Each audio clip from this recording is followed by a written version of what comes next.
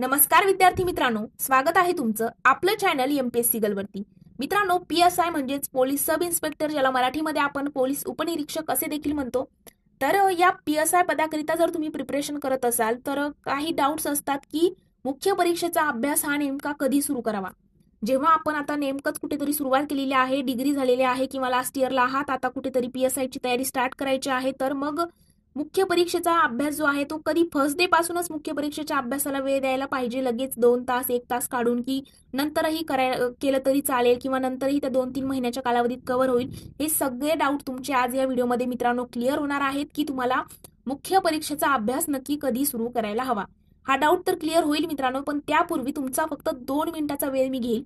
तर मित्रांनो, जर तुम्हाला पीएसआय बद्दल कोणत्याही प्रकारचा डाऊट असेल, म्हणजे पीएसआयची ऑदर फुल इन्फॉर्मेशन असेल, शैक्षणिक पात्रता, पदवी, वयोमर्यादा, सगळ्या गोष्टी, तर तो व्हिडिओ आपल्या चॅनलवरती अवेलेबल आहे।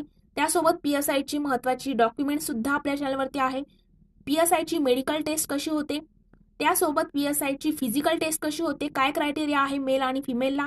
त्यानंतर मित्रांनो, पीएसआय होण्याकरिता तुम्हाला पीएसआय झाल्यानंतर तुमची नियुक्ती होते आणि तुम्हाला पीएसआय झाल्यानंतर ट्रेनिंगला जे बोलवतं, ट्रेनिंगचा कालावधी जो आहे, त्या ट्रेनिंगच्या कालावधीमध्ये तुमचा ट्रेनिंगचा दिवस, जो वेळापत्रक तुमचा आहे, सकाळी उठल्यापासून तर संध्याकाळी झोपेपर्यंतचा एमपीए मधला शेड्यूल तुमचा कशा पद्धतीने असणार आहे, तो सुद्धा आपण डिस्कस केलेला आहे की पीएसआयची ट्रेनिंग कशा पद्धतीने होते। आणि मित्रांनो, जर तुम्ही आता कुठेतरी स्टार्टिंग करत आहात स्टडीला, तर तुम्हाला प्रत्येकाला प्रश्न पडतो की पीएसआयची म्हणजे तयारी तर करायची आहे, पण नक्की सुरुवात कुठून करू। सुरुवात करण्यापूर्वी म्हणजे प्रत्येकालाच सुरुवात करताना डाऊट असतो की सुरुवात नक्की कुठून करायची, एवढे विषय आहेत, एवढे पुस्तक आहेत।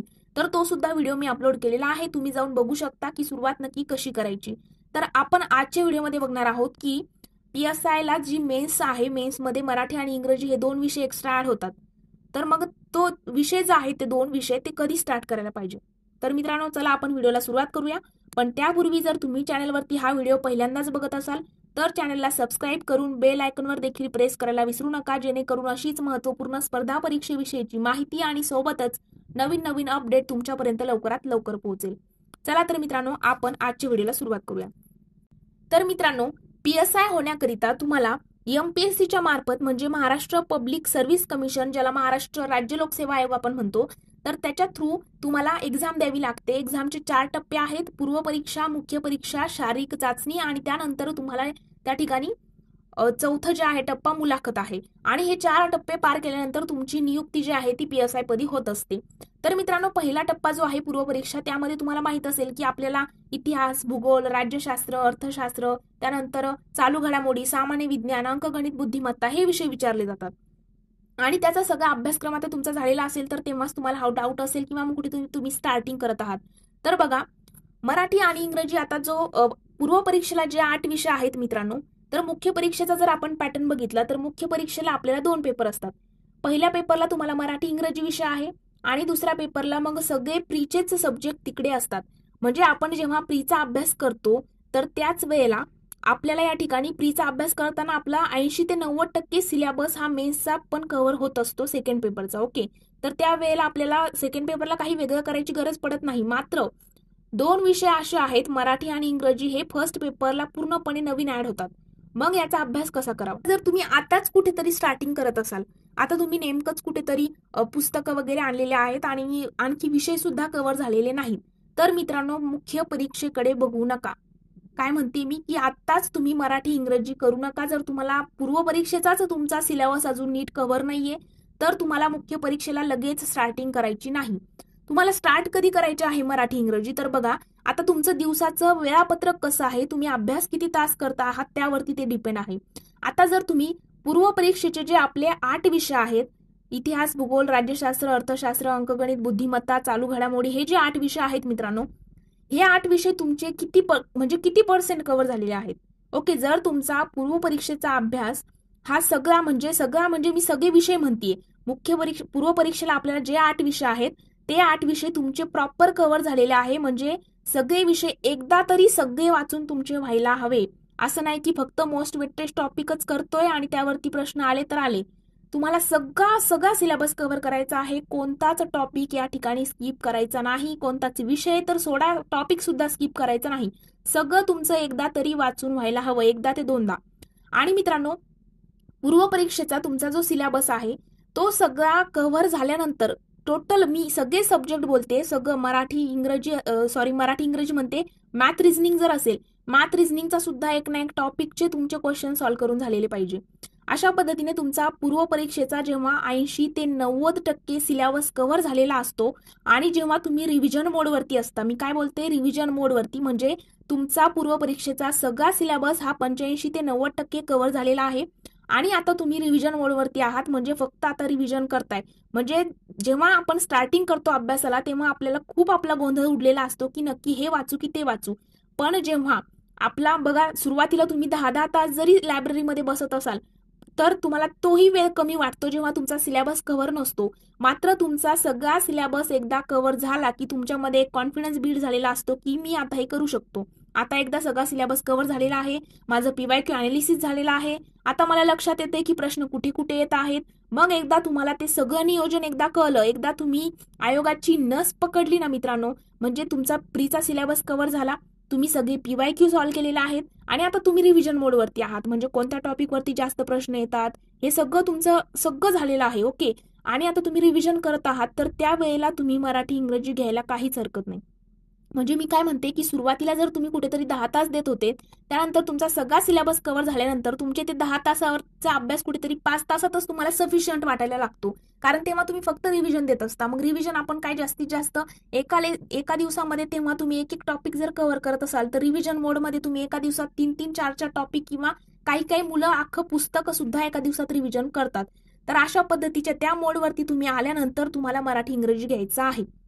काही काही मुलं तर प्री निघेपर्यंत मराठी इंग्रजी कसलंच करत नाही, तरी पण जेव्हा मेन्सचा तो 2-3, 2.5-3 महिन्याचा कालावधी असतो त्यामध्ये ते मराठी इंग्रजी कव्हर करतात, कारण त्यांनी पूर्व परीक्षेलाच जे काही सब्जेक्ट आपले जे 8 विषय आहेत ते एवढे परफेक्ट केलेले असते की मुख्य परीक्षेला त्याची फक्त रिव्हिजन बाकी असते आणि मग मराठी इंग्रजी छानपैकी त्यांचं कव्हर होतं.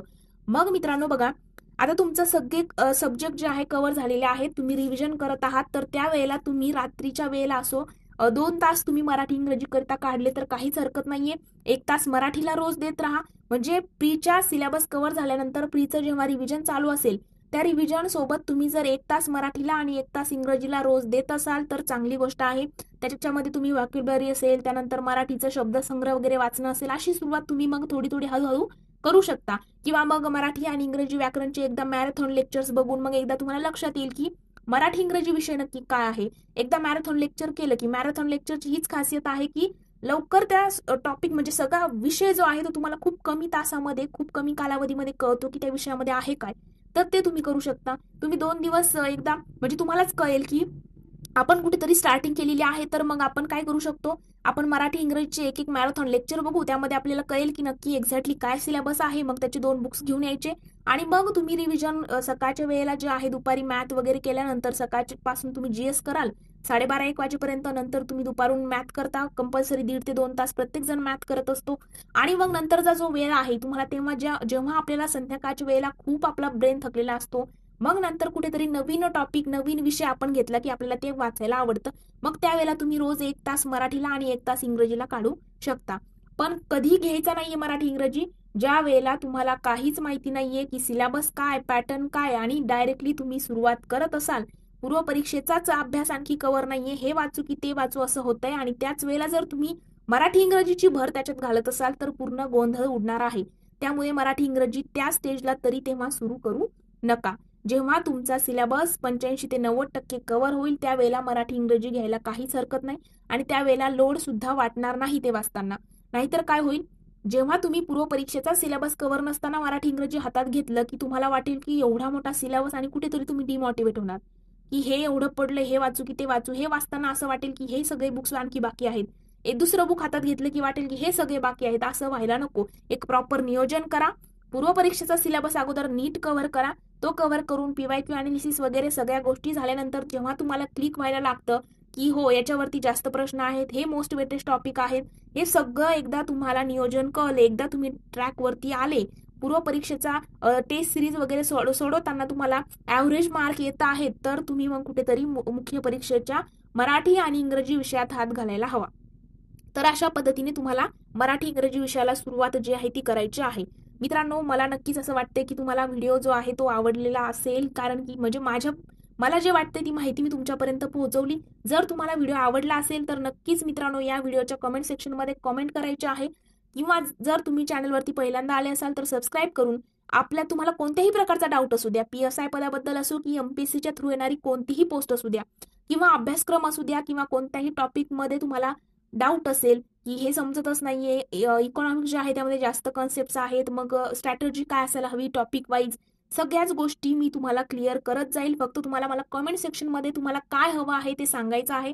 एकदा तुम्ही चॅनलवरती जुडले की तुम्हाला सगळ्या गोष्टी या ठिकाणी मिळत जाणार आहे. आणि सुरुवात नक्की कुठून करू, हा डाऊट असेल तर ती पण लिंक मी डिस्क्रिप्शन बॉक्समध्ये दिलेली आहे. तुम्ही त्या ठिकाणी जाऊन बघू शकता की नक्की सुरुवात अभ्यासाला कशी करायला हवी. तर मित्रांनो, आजचा व्हिडिओ आपण इथेच थांबवणार आहोत. जर तुम्हाला व्हिडिओ आवडला असेल तर नक्कीच मित्रांनो व्हिडिओला लाईक, कमेंट आणि तुमच्या मित्रांसोबत देखील शेअर करायला विसरू नका. Thank you so much.